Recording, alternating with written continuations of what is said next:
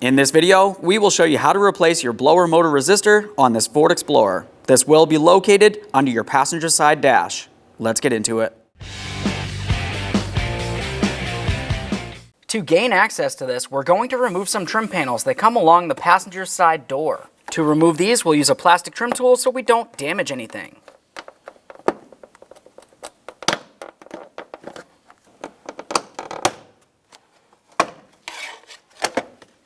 We'll have a look down along the bottom. You can tell that you have several push clips that make their way across. Just give the area of the body a quick inspection. We can set this aside and move along to our kick panel. For the kick panel, we'll just take hold of this and give it a little tug.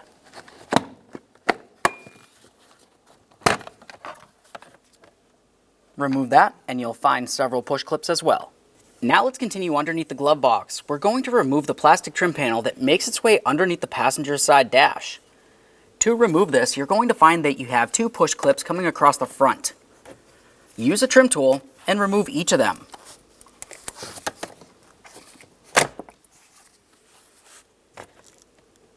Give them a quick inspection. We will be reusing these.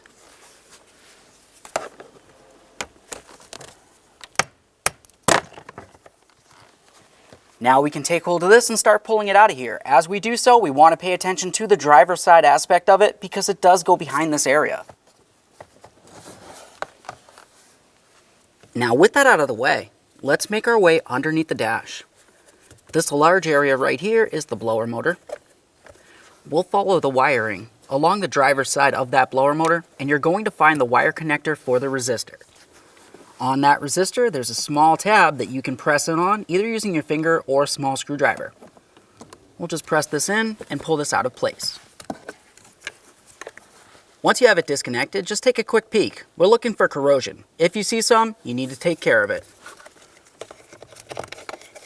Now on each side of the blower motor resistor, you're going to find that you have an 8mm headed screw holding it in place. Remove the pair.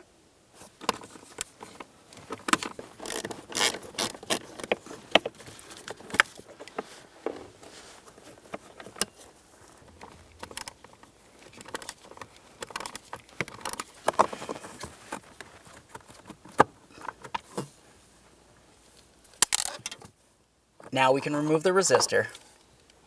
There it is, friends. All right, let's get ready to install our brand new blower motor resistor. As we're putting this in place, make sure you have your connector area facing towards the rear of the vehicle. Let's get this in position. Now once you feel as though you have it in the proper position, go ahead and start in each of your two mounting bolts. Now once I have both of them started in there, I'm just going to make sure they're nice and snug. Keep in mind, you are only screwing into plastic. You don't want to strip it.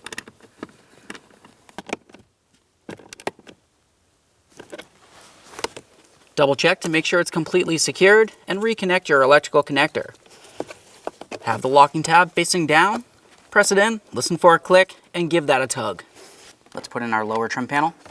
We'll slide it in along the driver's side. Once you feel as though you have it in the proper positioning, continue on to your two push clips.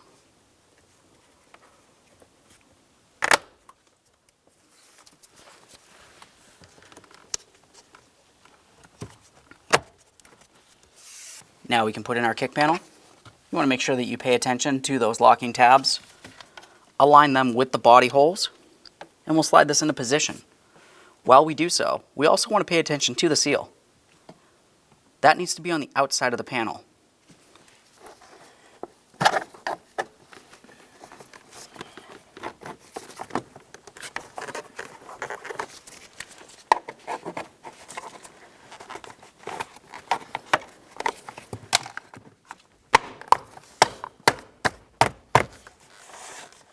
Now we can move along to the door jamb trim piece. Along the bottom, you do have those three locking tabs.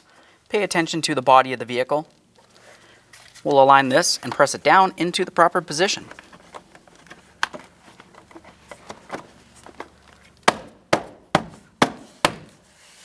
Double check to make sure everything's secure. When only the best will do, demand TRQ. The only company that lets you view before you do. TRQ is committed to offering the highest quality aftermarket auto parts that are engineered for peace of mind. Thanks for using and viewing with TRQ.